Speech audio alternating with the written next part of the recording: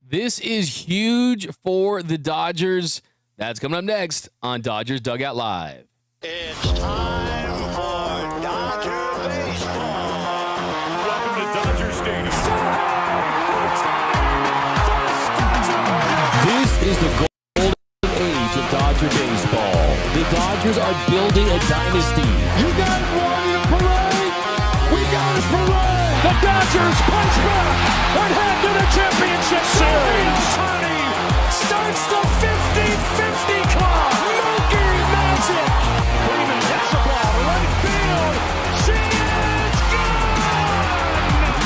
Start the party, Los Angeles. Your Dodgers have won the World Series. Think blue, bleed blue, and I'm out.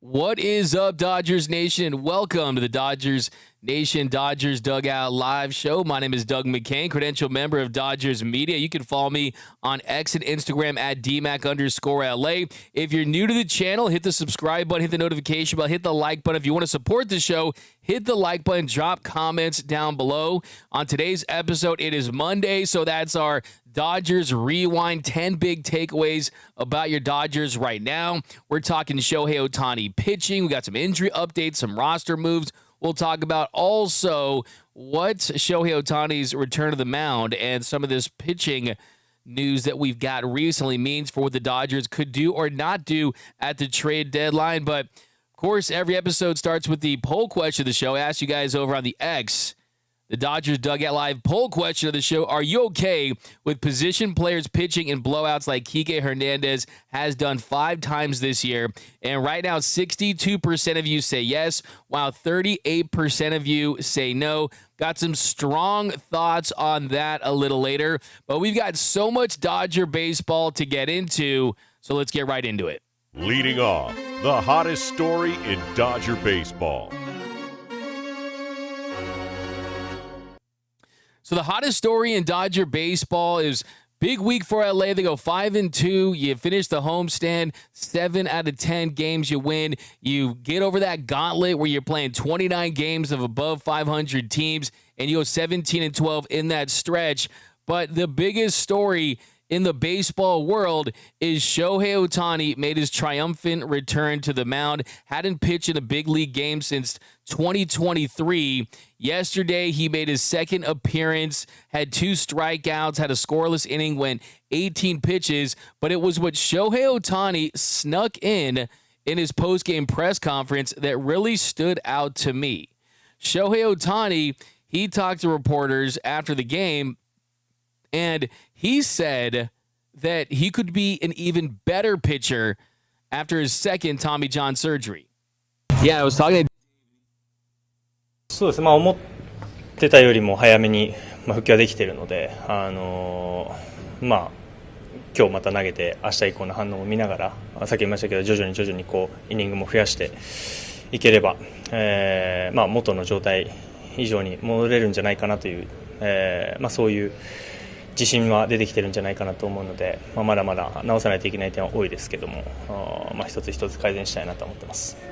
I've been able to come back to game action earlier than expected. So in that sense, I do feel like, I do have to work on some things. But at the same time, I do feel like there's some things, that I feel like I can perform better, even better than what I used to be able to perform at.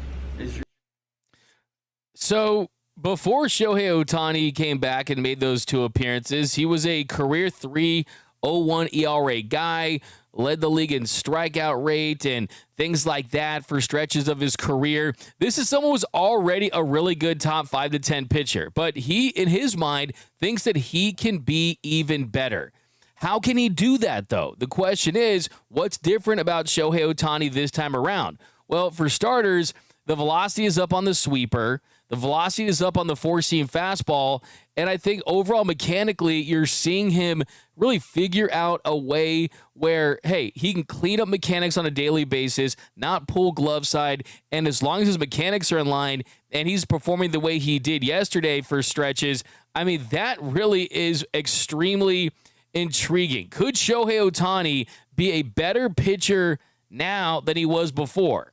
because typically that's not how this works. Typically how this works is the more Tommy John surgeries you get, the lesser the chance of you being the pitcher that you were before those injuries occurred. Yes, there are the Nathan Eovaldi's of the world. There are some examples, but this is someone who defies logic. This is someone who has broken the mold for what it means to be a professional baseball player. And yes, I am going to be glazing Shohei Ohtani, and I know that I do that on this show. I glaze Shohei Ohtani so much on this show that I should get a job at Krispy Kreme Donuts. But that's because I believe that he is greater at baseball than anyone that is great at their sport. He's better at baseball than Patrick Mahomes is at football. He's better at baseball than Shea Gilgeous-Alexander or Nikola Jokic is at basketball. I don't think there is anyone that you can even put in the conversation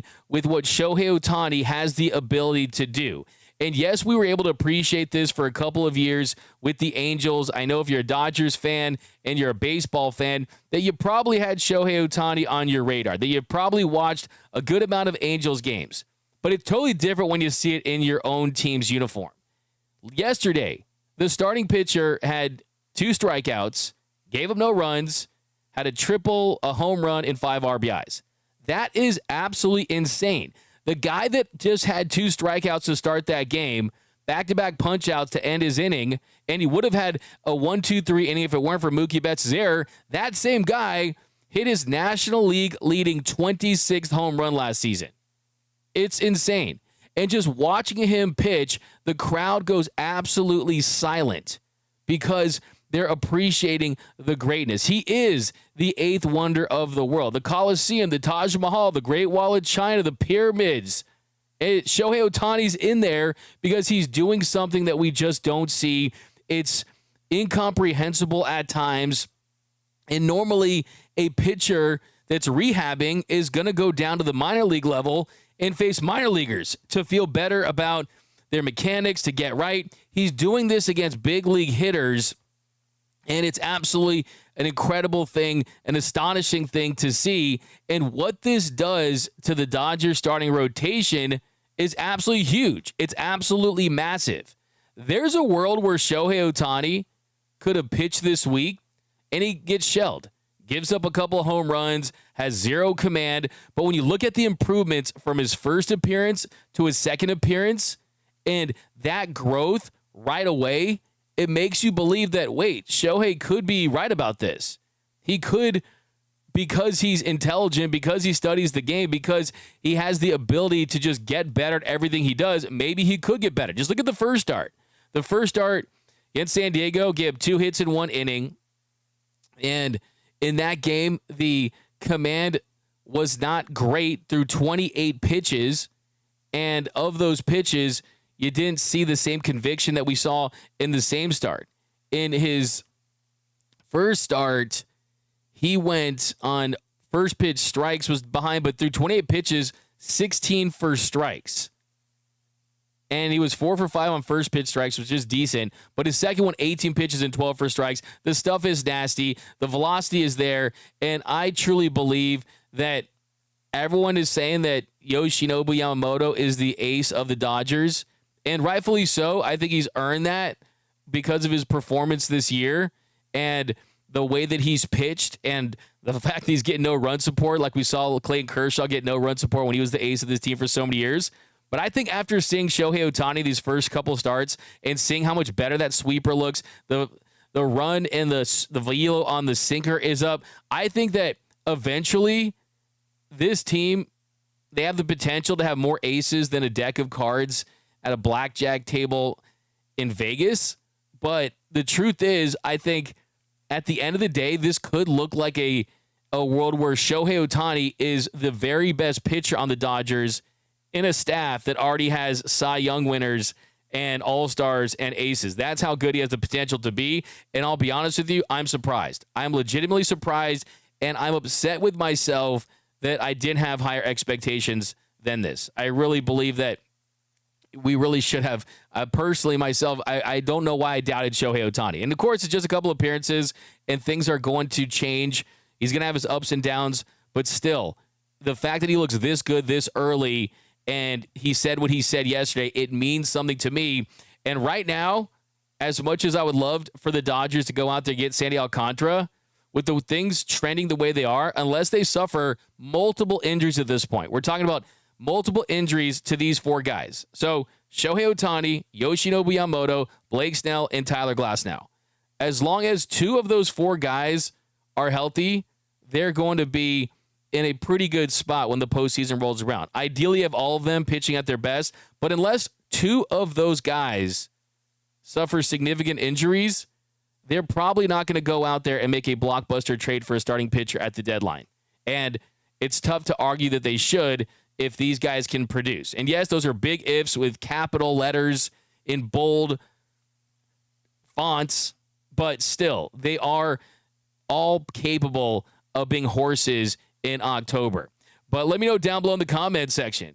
Is Shohei Ohtani ultimately going to be the ace of the Dodgers? We got Nico Suave 999. Here's a 10-piece DMAC for good luck for our Dodgers brother Ohtani leading off homer. Yeah, it's crazy to see these things. It just doesn't, the brain doesn't process it. It's just wild. I'll never get over it. But I appreciate that. I'm going to give you a little love for that.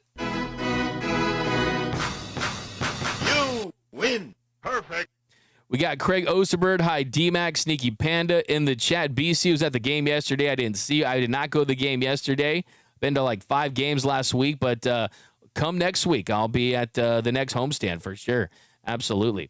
Quit effing around and close the games out. Mike Rodriguez, we'll talk about that in a little bit. Lots to talk about from that standpoint. DMAC, can we get a guest with Travis on his show? Yeah, I've been on Travis Rogers' show a couple times. He's the man. Love that dude. My partner for Locked On Rams. But Shohei is baseball from V. We got Nico Suave. We got Mystic Cat Light. Totally agree, Doug. We should appreciate this kind of greatness while we can. It'll go by in the blink of an eye. We're watching history happen. Absolutely 100%. And that is something that we just have to absolutely appreciate. I mean, think about this. Like, the Dodgers have the most impressive athlete in his prime on their team. And yes, there's a lot of talk about the Aaron Judge comparison. We know Aaron Judge is a fantastic hitter. There's no doubt about that. But it's not just the fact that Shohei can pitch at a decent level. He's literally an all-star at both. He's a Cy Young potential pitcher, and he's an MVP hitter. And you're seeing someone do it on both sides. I mean, this is the closest thing to Michael Jordan in baseball. And what I mean by that is the global appeal, the ability to sell merchandise, but also be used as a sponsorship guy, that he is the darling of anything you see in Japan. It's all Shohei Ohtani. You name it, he's on that advertisement. You can't look anywhere in Japan without seeing a Shohei Ohtani advertisement for something, whether it be a mattress, whether it be lotion, whether it be a watch, Beats headphones, New Balance, you name it, it's Shohei Ohtani. But also, let's not forget this about Michael Jordan. Michael Jordan, he won the scoring titles, but also he won the Defensive Player of the Year in 1988. That's something that LeBron James never did. That's something that you just haven't seen players do. And Shohei Ohtani is the closest thing to having a Michael Jordan in baseball. I actually asked Dave Roberts this when we were in Korea. I said, Dave, could Shohei Ohtani have a Michael Jordan-like impact on the game? And he told me that Shohei Ohtani is the only player that he's ever seen. And he had seen Barry Bonds, but he told me the big difference between Shohei Ohtani is the likability and the charisma, and the fact that he's the only guy that he's ever seen in the baseball world that really has the potential to do that for his sport because of all those factors, the versatility, the star power. But what Dave told me then was you can't have that conversation fully until he wins multiple championships. And they already won one last year. Who knows if they win one this year, but they're still in a really good spot to do that. And I truly don't think it's that far-fetched to say that. I truly believe that he has the potential to have that level of impact. AL, DMAC went from the Glizzy Slayer to the Glazer King. Okay, good times, guys. All right, so let's get into it, though. Lots to get into here, guys. A Monday show. That's the big show where we do our 10 big takeaways from the week that was. That is coming up next here on Dodgers Dugout Live. Now, if you haven't yet, go to gearup.la for this new t-shirt. The big dog, Andy Pages. Woof, woof, woof, woof, woof. Andy Pages' nickname is the big dog because Manny Machado tried to pop off and say, oh, if we wanted to hit one of their superstars, we would hit one of their superstars. There's a lot of big dogs out there.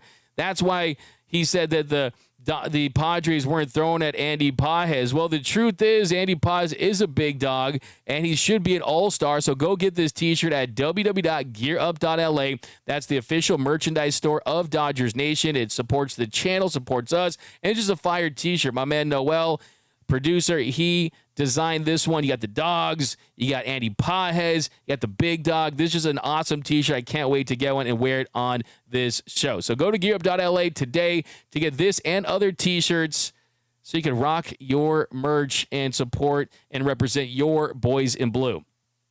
All right, guys, welcome back to Dodgers Dugout Live, the number one Dodgers podcast and Dodgers show on YouTube. But it is Monday, and you know what that means. It's time for some Dodgers Rewind.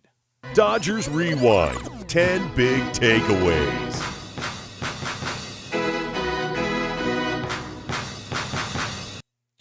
First big takeaway is that the MV3 needs to get it going. The MV3, and we know Shohei had a big day yesterday, triple home run, kind of saved his week.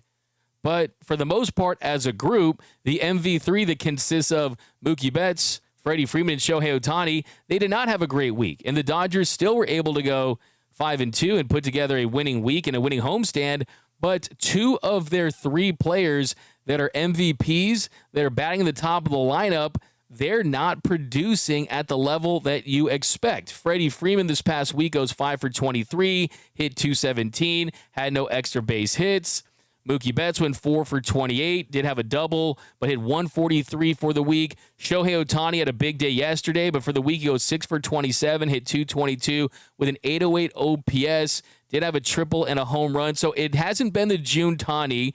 It's been more of a June swoon for this group. And Freddie Freeman, you can see the frustration. You can see him at the plate, expanding the zone, swinging and missing at pitches out of the zone, which is something that's uncharacteristic from him. He looks late. He looks like he's struggling with the fastballs down and in, and he just cannot find a rhythm at the plate. He was able to get a hit on Saturday, but as he said after the game, he would kind of push that one into left and just wasn't a great hit for him. So I don't think that it's, Freddie is going on the decline or anything like that. I think that you do want to see maybe him take some time off if it is injury related, if he's not at 100%, if he feels like he could maybe get in a better position as far from a hitting standpoint to maybe just watch the game for a little bit and take some time off, maybe a day or two. I'm not saying take him off for a week, and he did not play the other day, which is something that you don't always see. But still, I think for Freddie, the number one question I have is, are you at 100%? Are you still dealing with the effects of that ankle injury? Is that something that is hindering him at this point? It's a fair question just because he said he had been playing through it. He was playing through a injury where that's something that lingers. And he said he was at 80%. I did ask Freddie if he was at 100% and if his ankle injury was impacting him at the plate at all. He said that it wasn't. And when it comes to guys and injuries, sometimes they will just not want that out there, right? But all guys are kind of dealing with stuff. But here was Freddie Freeman after the game. You can see his frustration after Saturday night's loss. And this is someone who's very out in the open about the struggles that he has during a season. But here was Freddie after the game talking about how it's been for him of late. Yeah, I mean, I can't speak for anybody else, but I can speak for myself. I haven't been very good for a while, so just trying to figure it out. Did the net drill many times the last few days, but still not clicking. But a couple better swings tonight, so hopefully I can build on that. I've gone through every cue 16 times over again in the last 6 weeks, so just waiting for it to click. I mean, we got a really good team, top to bottom. Obviously, if we can get going at the top, it makes it a little bit tougher to pitch to our lineup. But it's been a little bit of a grind for us the last few weeks. But I think we all believe in ourselves. It's obviously a little frustrating, but we'll get going. Was that first at bat like one of the good swings? No, that wasn't very good. That was a push to the left field. It just happened to go somewhat okay. Yeah, I've been frustrated about 6 weeks now, so it'll click at some point. Just keep grinding. That long? Yeah. Swing's still in Arizona, I think. So he's been called the most miserable 300 hitter in baseball, and yes, he's hard on himself when he's not right, but I'm not worried about Freddie as much as I am about Mookie Betts, because Freddie, he always goes through these little slumps throughout the season, but this is a guy that plays so much that he's going to be giving you 650 to 700 plate appearances, and when 50 to 70 of those plate appearances aren't going right, and you look at the totality of his work, he's still going to be an above-average hitter. Mookie Betts, on the other hand, though, we've gotten a long sample this season of him at the plate, starting the whole year, batting in the 2-hole, and the results, they've just been down. I mean, there's no way to sugarcoat this. Mookie Betts on the season is hitting .254 with a 106 weighted runs created plus. This would be his worst offensive season of his career. He's 6% above league average offensively. His isolated power is down from 202 last season to 136. It's his lowest isolated power of his career. He's got 9 home runs on the season. The slug is down to 391. For his career, he's a .517 slugging percentage guy, and those numbers are down. And it makes me wonder if the answer to all of this and the solution to this is possibly shaking up the top of the lineup. Now, what would you do to shake up the top of the lineup? Well, it would have to start with moving Shohei Ohtani off the leadoff spot. And with Shohei pitching, the urgency to get him ready to bat after he's starting the game. He can't even go into the dugout to change and put on his batting equipment because he has to be at the plate if they're the home team. And when the road team is going to be batting first, it'll be a little easier for him. But he's not stealing as many bases this year. And that's intentional because of the labrum injury, because of the fact that he is pitching, so you don't want to risk it as much. Last season, Shohei Ohtani, he was out of his mind on the base pass. He stole 59 bases. His previous career high was 26 in 2021. This year, he's stolen 11 bases. So that's not really going to be a part of his game. And yes, Mookie Betts is someone that has seen his speed decline throughout his career. He's not an above-average runner when it comes to overall speed. But the truth with Mookie Betts is he hits better when he bats leadoff. And if you could get Mookie to hit better, and Shohei Ohtani is still Shohei Ohtani, and the added benefit of that is hopefully giving him some more run-producing opportunities, maybe the sum will be greater than its parts, even though those parts are all great elite parts. So I think it's a fair question because last season, Mookie Betts, he started the year, he was hot. He was having MVP season, and he was not playing great defense because he was still learning to play that position, and the results were bad, but he was still hitting. Last season, though, Mookie Betts, when he batted leadoff, before Shohei went to leadoff, Mookie was hitting .304 with an .892 OPS. When he bat second last year in 43 games, he hit .265 with an .815 OPS. So last year, the numbers were up when he bat leadoff, down when he bat second. And I've mentioned this on this show before. In 2020, the big turning point of that season really was when Mookie bat leadoff, and he went to the leadoff spot. I mean, early in the year, you had different guys batting at that leadoff spot. Then Mookie Betts, he steps in, and everything changed. At the leadoff spot in 2020, 42 games. 42 plate appearances. I mean, he was really, really good. I mean, he was just an absolute dynamo. And throughout his career, it's been the same thing, too. I mean, he's been better at batting leadoff. So I'm just trying to kind of get into possible ways to help Mookie. I mean, even if it's not permanent, that you shake things up. Because, I mean, we're a good portion into the season. I mean, we're well over the part where it's, guys are just going to even out. I mean, we are almost to the All-Star break at this point. and Mookie's numbers are down. I mean, look at his career. Batting second in his career, 205 games for Mookie, a 281 hitter with an 815 OPS. Batting leadoff in his career, 1,070 games, a 913 OPS. So he's been a better leadoff hitter. So do you want to lose the production of Mookie at the expense of getting 30 to 40 more plate appearances for Shohei Ohtani, even when he's not stealing bases? Make it make sense. I mean, it makes you wonder because you look at that's the benefit. That's the benefit of Shohei Ohtani batting leadoff is one, he's getting more plate appearances, and two, you can stagger the lefty, righty, lefty with Shohei, Mookie, and Freddie Freeman. So I think that it'll be interesting to see what they do with that moving forward and if they make any changes to that. But let me know down below. Do you guys want to see any changes to the top of the lineup? And look, you look at runs, and they're scoring a ton of runs. Everything's good from that standpoint. But long term, I mean, make no mistake about it. This is Mookie's worst offensive season. I've asked Mookie Betts if playing shortstop has impacted him at the plate. He told me emphatically no, that has nothing to do with it. And what he reminded me was that he had been playing at an MVP level even when his defense was bad before he got injured in 2024 last season. Okay, let's go. We got they should trade Conforto to the Astros just so we can help them. East Cone. Himmy Turner, trade Bumforto for a Torta and a half Dodger dog. Okay, you guys are going off in the comments. Mookie to the outfield for Jason Diamond. Well, the defense has been good. Evie Warrior says, I agree, let Mookie lead off. Michael McCaffrey, Shohei batting leadoff makes as much sense as pulling Kershaw in the 7th inning during the perfect game. That's from Michael McCaffrey, bruh.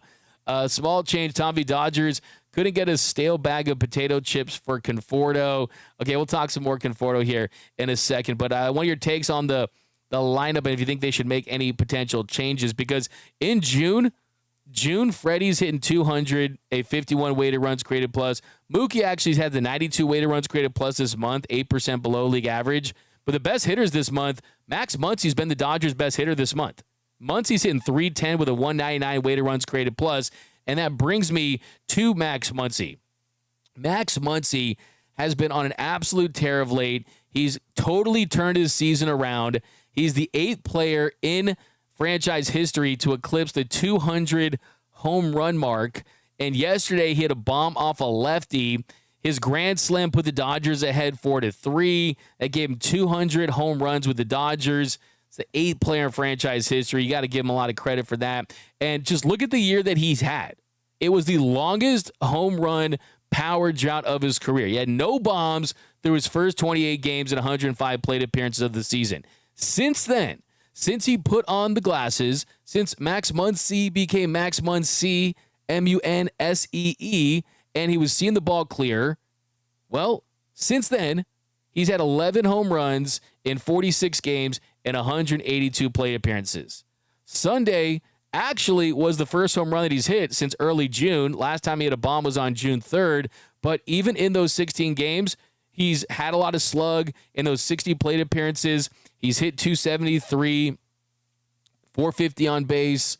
I mean, he's definitely producing, and he's actually raised his OPS in that stretch even without hitting home runs. So, yeah, I mean, he is absolutely turned his season around, and you look at where he's climbing in the history of Dodger baseball. In the history of Dodger baseball this season, he passed Carl Furillo. He did that on May 15th. 192 for Carl Furillo. Well, Sunday, he hit his 200th home run, and now he's climbing towards Matt Kemp. Matt Kemp has 203 home runs. Steve Garvey has 211 home runs. So he can pass Kemp and Garvey this season at the pace that he's on, and he's on an all-time pace for the Dodgers. He hit his 200 home runs in 3,633 plate appearances. It was his 898th game for the Los Angeles Dodgers. That is the fewest plate appearances to 200 home runs in franchise history. Those 3,633 plate appearances are the fewest to 200 home runs in the history of this franchise. Roy Campanella, he got 200 home runs in his first 4,000 plate appearances. He was the closest. So the point I'm making here is respect this guy. This dude is straight up an iconic Dodger. He doesn't get the love that he deserves. I truly believe that. I mean, it's pretty remarkable to look at his career from getting cut by the A's, signing with the Dodgers, had hit 5 home runs with Oakland in his career, and then hits 201 home runs with the Dodgers. In fact, those 201 home runs that he's hit with LA are the 13th most in all of Major League Baseball. That's actually one above Mookie Betts since he signed with the team. That's how good he is, and he's the player of the week. He had an absolute monster week, had just an incredible week, man. I mean, just 2 home runs and 7 RBIs. I mean, just he gets that player of the week. And here was Max Muncy talking about that swing, and also Max Muncy talking about really what it means to get that home run the way he did, and just kind of how he's feeling at the plate right now, and the fact that he's absolutely turned his season around.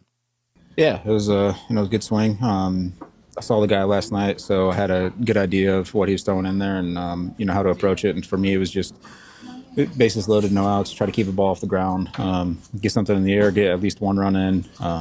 Just trying to do a job. I got a good swing off, and got the ball in a good spot.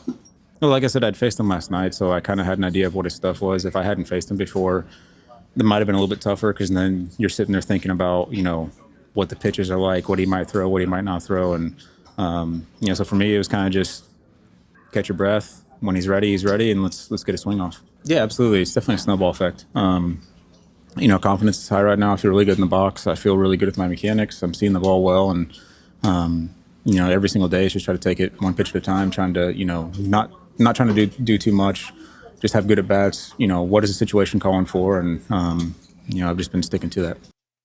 Max Muncy, fill out your Muncy apology form, because he's been better at the plate and he's getting better at defense, but he's been incredible. It's this season turnaround is bigger than what Gavin Lux did last year, and it's huge for this team because they need it. He's been the Dodgers' best player for a while at the plate, even better than Shohei Ohtani in the month of June. But next big one we got to talk about, next big takeaway is Hyeseong Kim is closing in on getting more playing time, and the organization now is starting to value what he does to a higher level. It's not to say they had in the past. They have a plan for Kim, right? I mean, I find it funny that it almost feels like people look at Hyeseong Kim getting hits in games and think to themselves, wait, does the organization not see this? Is Brandon Gomes and Andrew Friedman and Dave Roberts, are they aloof to this? Are they not realizing what they have in Hyeseong Kim? No, they're seeing the same game that you're seeing. They're seeing the same production that you're seeing, but they have a plan. And their plan is something that they're going to be steadfast with, but also their plans will change based on results, based on performance. And I think that it's clear at this point that the Dodgers are getting closer and closer to giving Kim more playing time and taking away playing time from Michael Conforto. I asked Dave Roberts about Hyeseong Kim and how he's performed this season and if he's going to get more playing time and if the situation with Michael Conforto is going to lead to that. And here's what Dave Roberts told me. And then Dave Dalton rushing and Hyeseong Kim in the lineup tonight. How difficult do you think that is, and how big of a challenge do you think it is to have to develop at this level as a hitter while not getting that everyday playing time? And how well do you think they've handled their role so far? I think that Hyeseong is doing a fantastic job. He's certainly a little bit older, I think, and played professionally over there in the KBO, so he's got a lot more professional at-bats than Dalton. So I think that he's certainly performed and handled this kind of playing 2-3 times a week. I do think that in a meritocracy in that vein, I think that Hyeseong has earned opportunities, and I don't want to just kind of get him to lose his mojo and sit for 4, 5, 6 days and expect good at bats. So I think that he's earning the opportunity to get somewhat of a consistent look, and we'll go from there. So there you go. He put it out there. He put it on record that he does not want him to lose those opportunities. And look, I bring my facts to the fight. And the facts right now, Michael Conforto this past week goes 1 for 16, had that big catch on Friday that really led to the Dodgers getting that win. He had runners on second and third. He gets that big catch that would have tied it, and he ends up going up big. And from that standpoint, but guess what? Even though that was a nice catch for Michael Conforto, the Dodgers did not sign Michael Conforto for his defense, for his glove. They signed him for his bat, and the bat has been ice cold all season. This past week, he goes 1 for 16. He's hitting 165. His 165 batting average is 161 out of 161. It is the bottom of the line. It's the lowest batting average for any qualified hitter in Major League Baseball this season. His 69 weighted runs created plus is 154 out of 161. His -7 F4 is 158 out of 161. So there's not one offensive metric as far as the results and the production goes that you can point to and say, yeah, it makes sense for Michael Conforto to get more playing time than he gets, right? So you look at Kim, he goes 3 for 10 with 2 doubles. He hit 300 for the week, but the case for starting Kim is that you believe that he actually has the potential to help you this season. And I'm not so sure the Dodgers originally thought that at the very beginning. I mean, you look at the results at the plate, and with him, the number you point to is he's hitting 372. Is he a 372 hitter? No, because there's not a lot of guys in the league that are. He has a 168 weighted runs created plus. That's a weighted runs created plus that you could win an MVP with. Is Kim an MVP? No, right? So I think the truth is the Dodgers don't necessarily know what the real version of Kim is, but can we at least see him finish a game? Can we at least see him not get pinch hit for? Can we at least see some extended runs so we can actually get a better idea of what kind of hitter he is when pitchers game plan for him and we see him go through his inevitable slump that all big league hitters go through? Can we see that so we can get a better understanding of what he is? Because right now he could be fool's gold or he could be a legitimate big league player that's going to help him this year. There's no one that can honestly say they know either of those for Kim. Maybe it's in the middle, like it most likely is. But you look at the batting average on balls in play.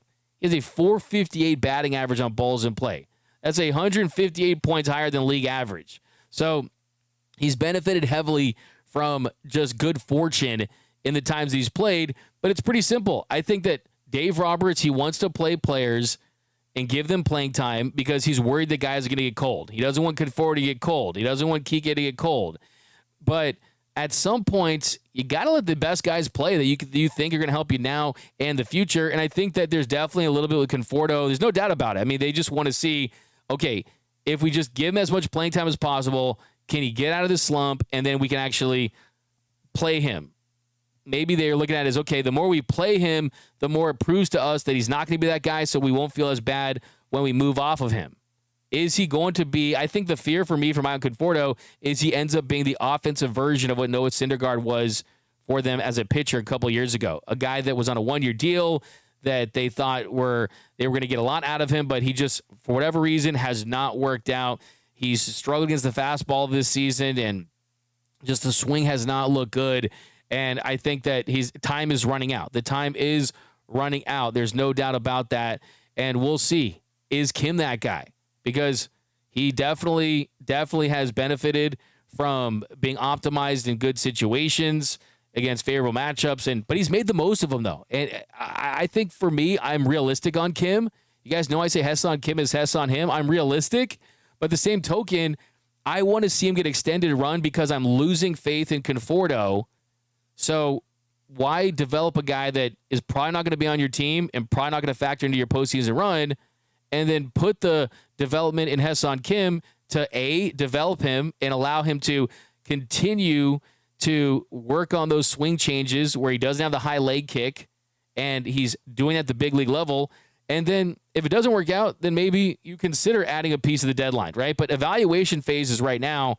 But I think that's where the big takeaway, though, is that the organization and Dave Roberts, they made it clear by telling me that they are looking into giving Hyeseong Kim more playing time, and that in the vein of a meritocracy that he's earned it. So let me know down below, though, what do you want to see with Hyeseong Kim? What is Hyeseong Kim? We need to see it. I mean, defensively yesterday, he took a bad route early in the game that led to a hit. There was a ball that he got to that turned into a home run with Ben Kasparius, but still, yeah. Hyeseong Kim. It's Hyeseong Kim. Okay, Hyeseong Kim. There we go. Romero, 1955. Kim is the man. Stop putting him in the outfield. Yeah, I think the best alignment is Edmund in center, Kim at second, Pages in left, and Teo in right. I think ideally it'd be Paz in right and Teo in left, but if they want to put Teo in right because that's where he's happy and they signed him and he's a veteran, fine.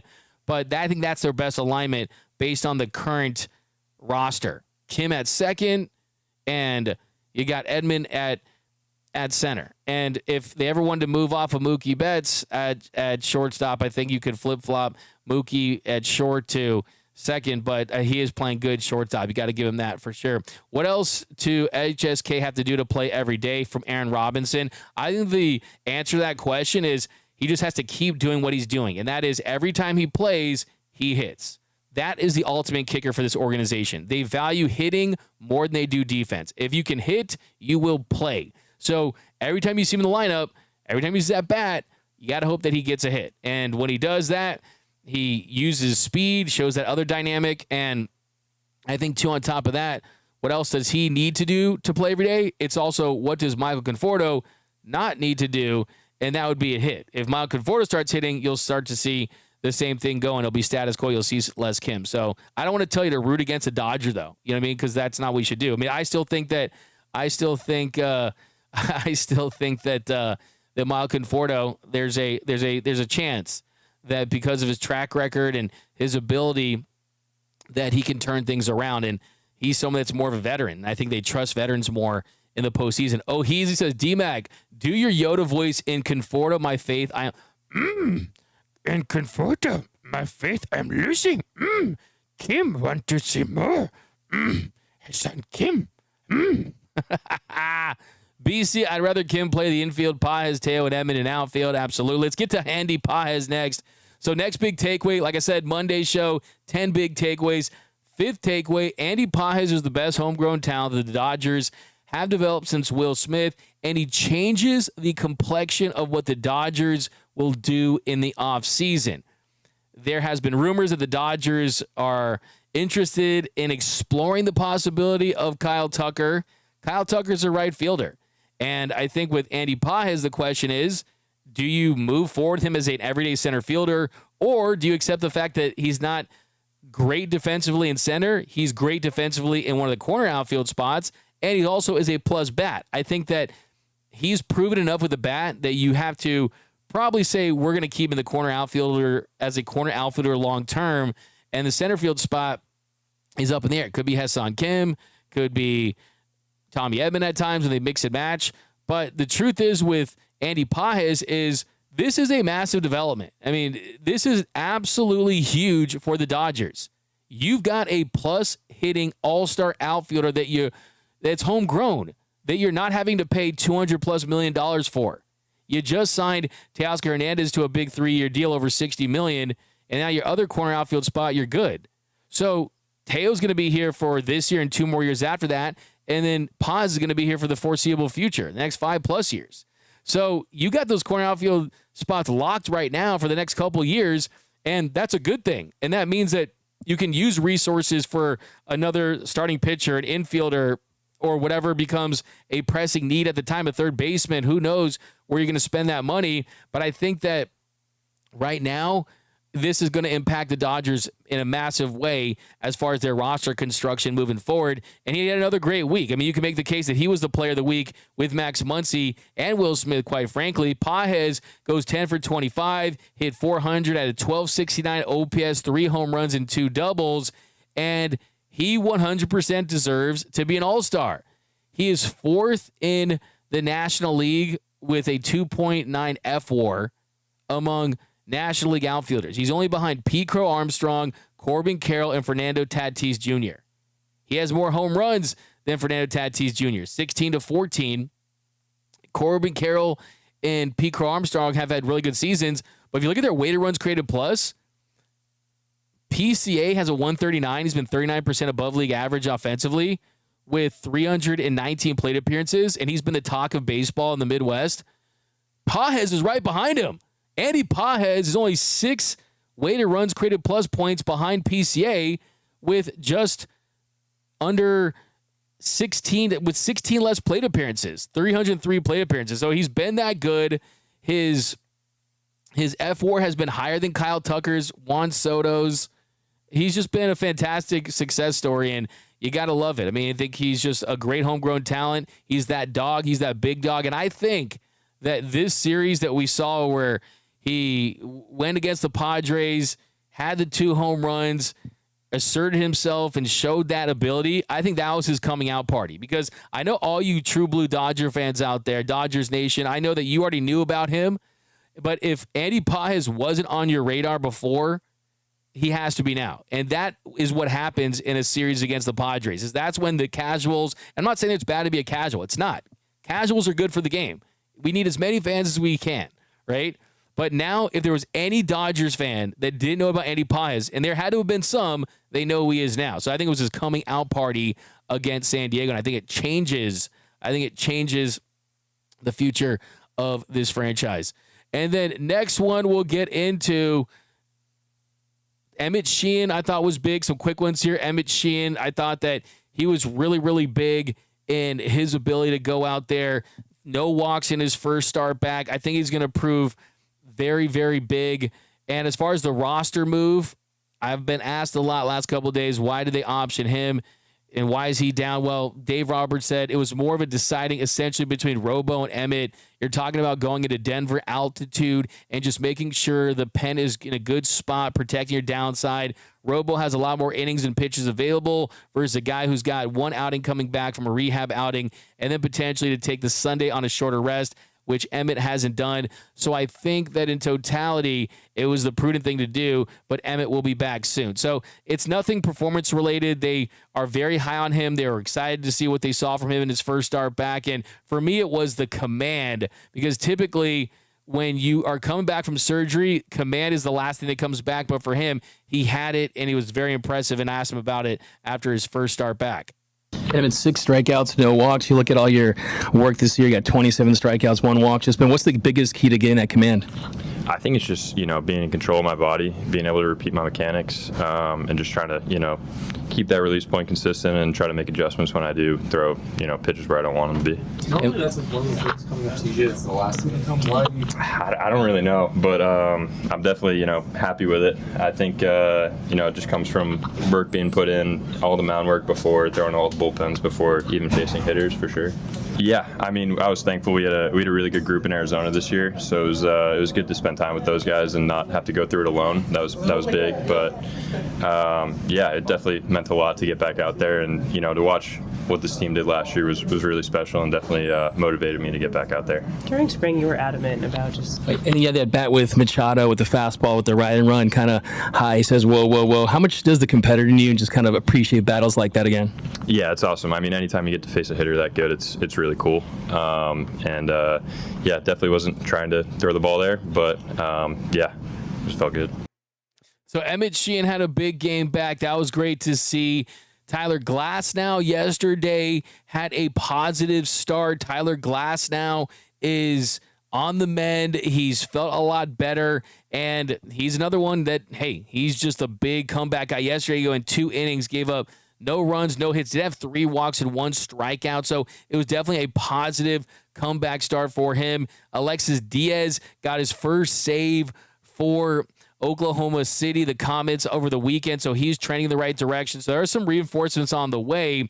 Next thing I want to talk about, though, is the position players pitching. My next big takeaway is Major League Baseball needs to do something about the position players pitching. Because, look, I'm not totally against the idea of Kike Hernandez coming in every now and then in a game where the Dodgers are trailing by a significant amount, and it's obvious that they're not going to come back, even though I still think you can never wave a white flag on a game there unless there's a couple circumstances. But still, if you're playing the long game, I'm fine with it. And yesterday, yes, he absolutely got squeezed early in that appearance. 2 strike calls did not go his way, but still, it ended up kind of being a little bit of a laugher there with him. He went to the bullpen, which Dave Roberts did not know about, and I think that was by his own will. And look, you got to warm up. I don't think it's bad that he went to the bullpen. I think that was probably the right decision if he's going to continue to do this. And you look at this season, he's already gone 5 1/3 innings. He's given up 9 runs, has an ERA of 15.19, and his last couple of appearances have not gone well. He went 1/3 of an inning against the Nationals, gave up 4 runs on 2 hits. Then on Saturday against the Giants a week ago, he goes 2/3 of an innings, gave up 4 runs on 3 hits. Before that against San Diego, he was really good, actually. Went 2 1/3 innings, gave up 1 run on 3 hits. But I think if you are Major League Baseball, there's a couple of things that I think you have to consider here. And I think, yes, he did not wear his pitching helmet, and maybe that's where the power comes from, and maybe you want to see him pitch the helmet again. But I do think that it kind of tarnishes the game a little bit when you are just waving the white flag like that.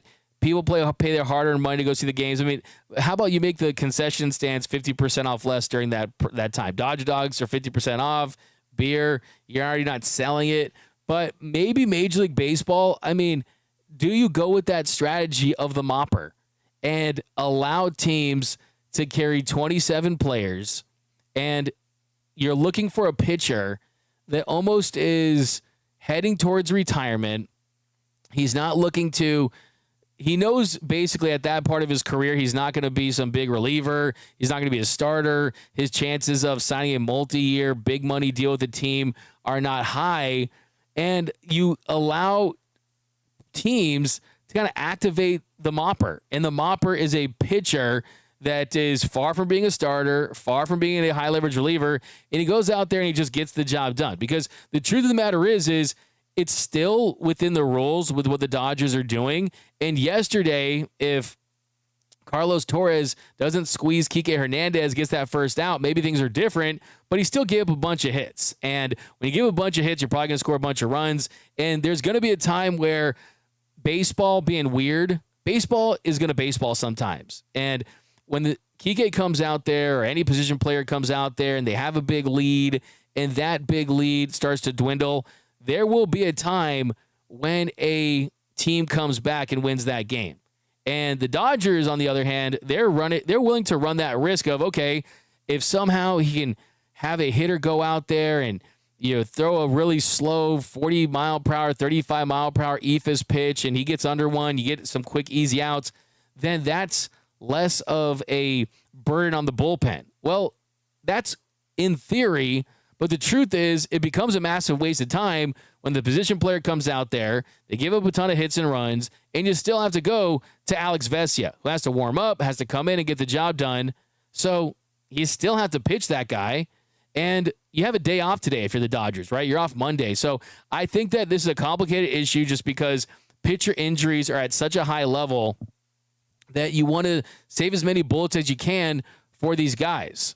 But I did speak to some reporters from Japan, and even though Roki Sasaki and Yoshinobu Yamamoto were laughing when Miguel Rojas was intimidating them, it was a couple months ago, right? When he was imitating them and doing his best Roki and Yamamoto impression, that the Japanese media did not love that, the way that it was reported. I mean, there was some controversy about that, and the fact that position players are just pitching in general, as far as how it kind of honors the game, and if it's bad from that standpoint. So that's the case. And I've also heard from someone from the Dodgers that, hey, pitchers got to pitch, right? Pitchers got to pitch, and that the one theory that you could have is you could assign a taxi guy, and you put him every week, you rotate him in, and if you need to have a pitcher come up as a mop-up duty guy, you activate him during the game, and then you have a guy, you assign him to second base in an extra inning game,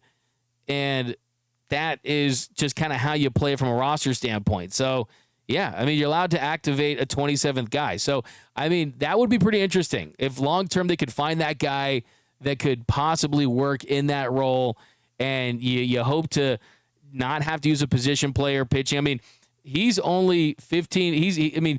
You look at Kike, he's close to qualifying to be a two-way player. But I do think the novelty is starting to wear down just a little bit. It's starting to wear down just a little bit. It's all fun and games until a team comes back, and it does kind of just make it a little bit of a, what are we doing here? And the last thing I want is for there to be a mercy roll or have a simulation thing where fans get to see less baseball. And look, more often than not, there's not going to be a lot happening there. But still, I think you want to see some competition in that. And I think that for teams out there that are afraid to use more pitchers, the answer could be finding some type of designated mopper guy. And like I said, no one's going to want that role unless that it's going to be a handful of guys, pitchers that would make sense for. I guarantee you those guys would exist. I mean, they should have have the All-Star game should have to be required to include one of those moppers. I mean, it'd be kind of hilarious. So, yeah, I just don't like the game kind of looking like that. It does get I know he's the banana man, but he's not the Savannah banana man. Kike Hernandez, if you catch my drift on that one. But, yeah, every once in a while it's okay. In a blowout, when you're losing, when you're winning like that, it does give me some concerns. But like I said, I don't like to bring up problems without giving some solutions. I think the solution could be, hey, find a designated mopper. Hey, look, the thing too is that all players at this level have pitched at some point in their careers, right? It feels like it, because that's what the best players do when they're younger. But it's a little different doing it at this level. Let me know down below in the comment section, what are your thoughts on that? In fact, let's go to the 7th inning stretch, and you guys can talk to me about that. The 7th inning stretch.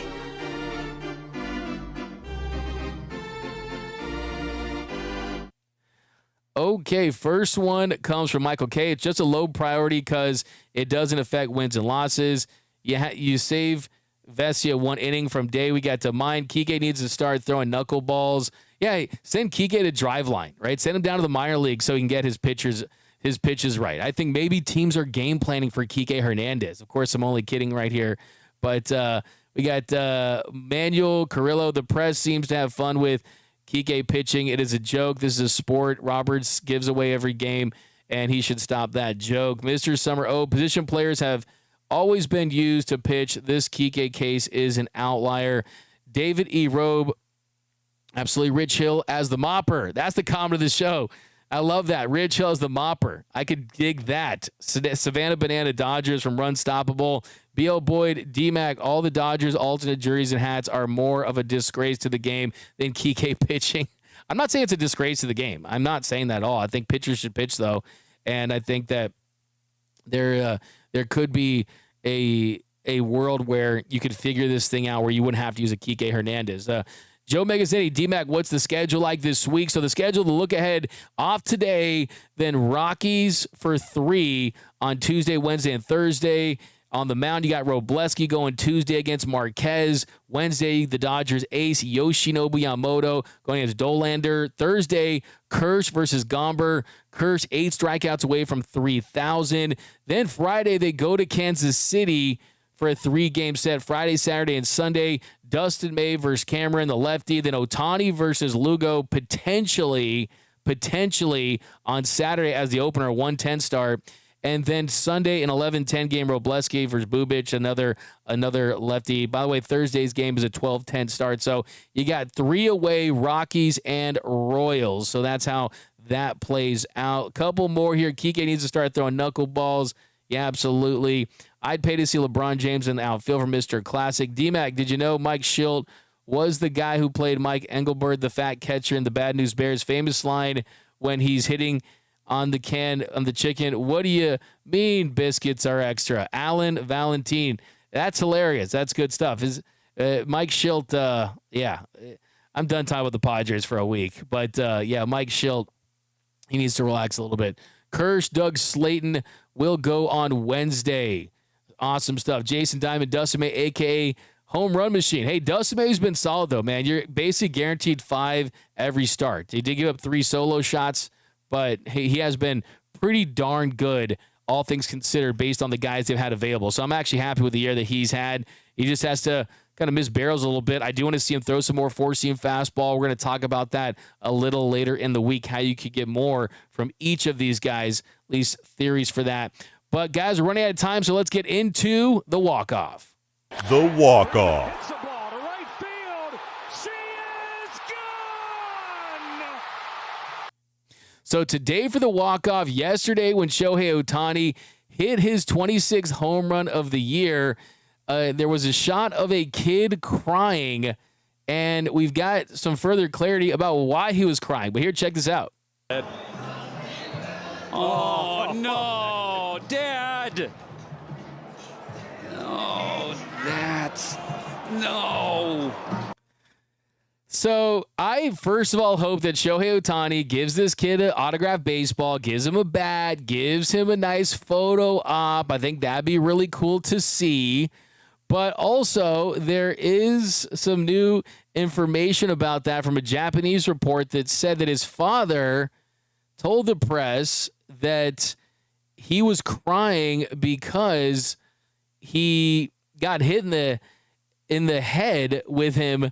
So basically it says that his son Jin was crying not because his father had missed the ball, but because his father's hand had accidentally hit him and it had hurt. His father did make a request to the press saying, "I'd like to ask Ohtani if you could somehow give me the ball. If I talk to Ohtani, please." Jin was crazy about Ohtani, saying he was so cool and he's his favorite player. So that's where that's at. My thing for this is you already got a great moment there. Obviously, you don't want to get hit in the face with a glove or anything like that, but still, you're on TV. They'll laugh about this at some time. And if that was my dad, I would never let him hear the end of it. I'd say, "Hey, Dad, how can you go to a game with a glove in the home run seats and drop the ball?